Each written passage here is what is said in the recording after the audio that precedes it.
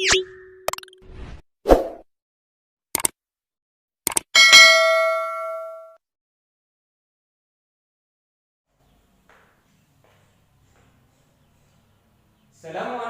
warahmatullahi wabarakatuh. Alhamdulillahilladzi arsala rasulahu bil huda wa dinil haq liyudhhirahu 'ala dini kullihi wa kafa billahi syahida. Morning everyone. We meet again today. Hari ini kita akan melanjutkan pembahasan tentang sumber daya alam. Namun hari ini Mister akan melanjutkan pembahasan tentang sumber daya alam yang tidak dapat diperbaharui. Beberapa pertemuan yang lalu Mister juga sudah menyampaikan materi tentang sumber daya alam yang dapat diperbaharui. Mudah-mudahan kalian masih ingat ya materi-materi yang telah Mister sampaikan tersebut. Hari ini ya, kita akan belajar, kita akan berdiskusi kembali tentang materi sumber daya alam yang tidak dapat diperbaharui. Sebelum kita masuk ke materi ini, Mister akan sedikit mengingatkan kembali tentang sumber daya alam yang ada di Indonesia.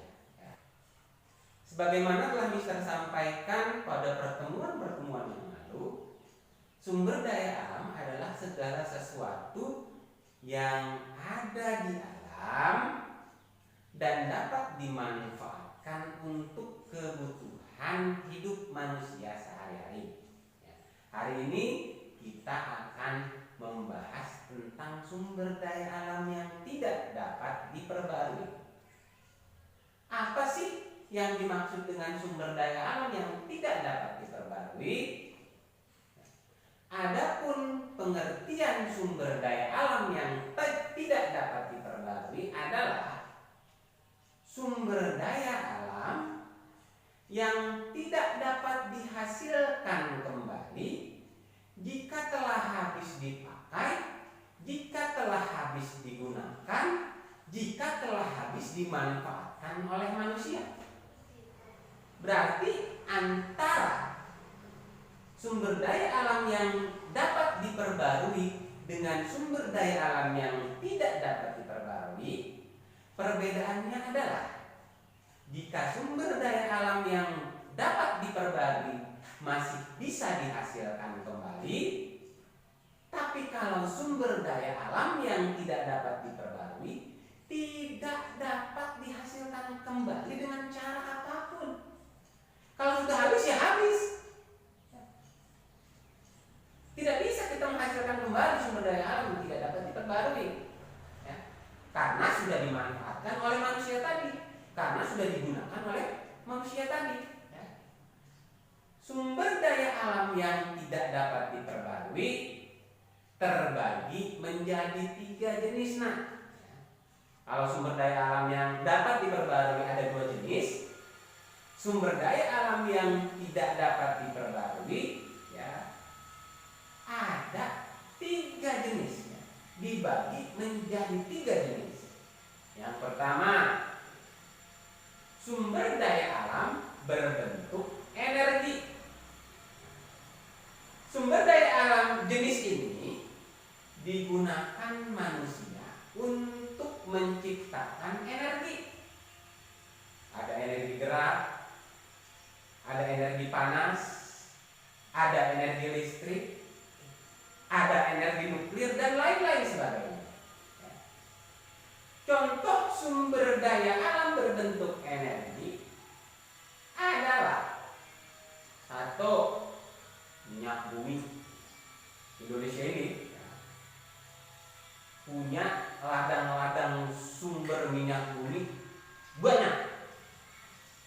Itu semuanya ditambang oleh pemerintah, ya, dijual dan hasilnya adalah untuk kesejahteraan masyarakat Indonesia. Blok Cepu, Blok Rokan, itu adalah sumber-sumber minyak bumi yang ada di Indonesia. Masih banyak lagi yang lain. Hampir di setiap pulau Indonesia memiliki potensi minyak bumi. Namun ada yang ditambang atau digali oleh pemerintah, ada juga yang tidak. Kalau yang ditambang berarti ketika minyak bumi itu ditemukan, kuantitasnya sangat banyak sehingga kalau dilakukan penambangan bisa menghasilkan keuntungan yang besar untuk pemerintah Indonesia dan untuk kesejahteraan warga negara Indonesia. Tetapi kalau ketika ditemukan kuantitasnya sedikit, biasanya tidak ditambang oleh pemerintah karena khawatirnya nanti pertama akan mengalami kerugian, yang kedua misalkan imbang, cuma kerjaannya aja dilakukan tapi tidak ada hasilnya, jadi lebih baik tidak ditambang oleh pemerintah. Seperti itu ya. Hampir di seluruh wilayah Indonesia itu ada potensi minyak buminya. Oke, selain minyak bumi ada juga gas alam ya. Gas alam ini sama seperti tadi minyak bumi, ada hampir di setiap pelosok wilayah Indonesia. Ya, gas alam ini kan digunakan sekarang untuk bahan bakar bus, bahan bakar mobil, ya, bahan bakar di rumah tangga untuk masak, ya, untuk kebutuhan dapur. Ya. Ada juga yang namanya batu bara. Batu bara ini dari zaman dahulu banyak digunakan untuk bahan bakar kereta api. Kalau sekarang biasanya batu bara digunakan untuk bahan bakar pabrik ya, yang membutuhkan energi batu bara yang banyak. Biasanya pabrik-pabrik tersebut mencari di mana lumbung-lumbung batu bara, penjual-penjual batu bara yang ada, sehingga pabrik-pabrik tersebut masih bisa beroperasi pada sampai saat ini. Itu yang pertama, sumber daya alam berbentuk energi. Yang kedua, sumber daya alam berbentuk mineral logam. Nah ini nih, sumber daya alam jenis ini banyak digunakan manusia untuk perhiasan ya, dan kebutuhan-kebutuhan lainnya seperti membuat rangka bangunan, membuat mesin untuk buka ban, mesin untuk mengangkat mobil ketika sedang dicuci, ya, mesin untuk kontainer, ya, kendaraan, dan alat-alat berat yang lain. Sumber daya alam jenis mineral logam ini ya, bentuknya adalah emas. Kalian tahu kan emas? Emas adalah perhiasan yang sangat digemari. Orang banyak yang nabung emas, orang banyak yang beli emas karena emas ini termasuk logam mulia. Emas tidak akan mengalami proses korosi atau karat. Ya.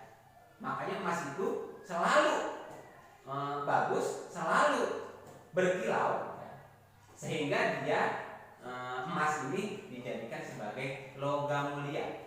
Selain emas ada juga perak, ada juga tembaga, ya, besi, nikel, timah, dan lain-lain sebagainya. Itu adalah contoh sumber daya alam yang tidak dapat diperbarui yang berbentuk mineral logam. Emas, perak itu adalah contoh-contoh mineral logam yang sangat digemari oleh manusia. Ya.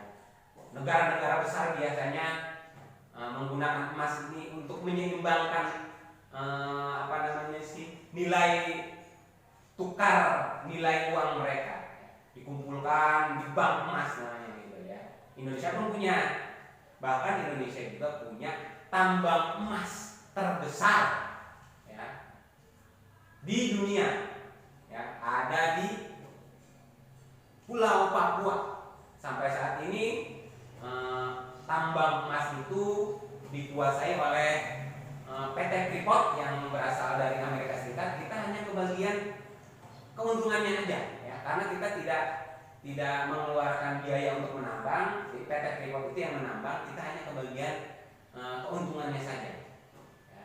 Modal utamanya ya dari PT Freeport itu semuanya disiapkan oleh mereka, pekerjaannya mereka cari, ya, alat-alat untuk mengeruknya mereka cari, ya, mobil-mobil raksasa untuk membawa bongkahan-bongkahan batu berisi emas mereka cari juga. Pemerintah Indonesia hanya kebagian beberapa persen keuntungan dari penambangan emas di PT Freeport tersebut. Yang terakhir adalah sumber daya alam dalam bentuk mineral non logam. Mineral tapi bukan logam. Sumber daya alam jenis ini digunakan untuk berbagai macam kebutuhan. Ada yang digunakan untuk membangun rumah, ada yang digunakan untuk mengaspal jalan, ada juga yang digunakan untuk kosmetik dan obat-obatan. Contoh sumber daya alam berbentuk mineral non logam ini adalah marmer, granit, batu kapur, asbes, pasir kuarsa, belerang dan lain-lain. Marmer ini biasanya digunakan untuk lantai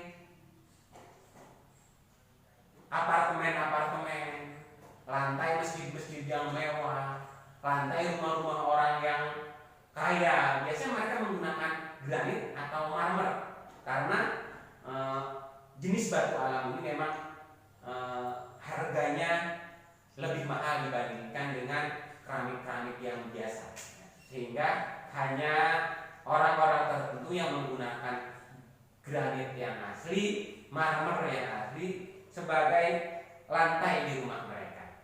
Adapun sumber daya alam berbentuk mineral non logam yang digunakan untuk kosmetik atau obat-obatan adalah belerang. Belerang ini biasanya digunakan untuk obat gatal-gatal dan lain-lain sebagainya. Ada juga batu kapur. Batu kapur ini biasanya digunakan untuk bangunan. Ada juga pasir kuarsa dan lain-lain. Ya, itu ada semua contoh sumber daya alam mineral non logam. Ya, sumber daya alam mineral non logam ini tadi contoh-contohnya sudah Mister sampaikan semua. Oke, cukup sekian dan terima kasih. Semoga kita semua senantiasa berada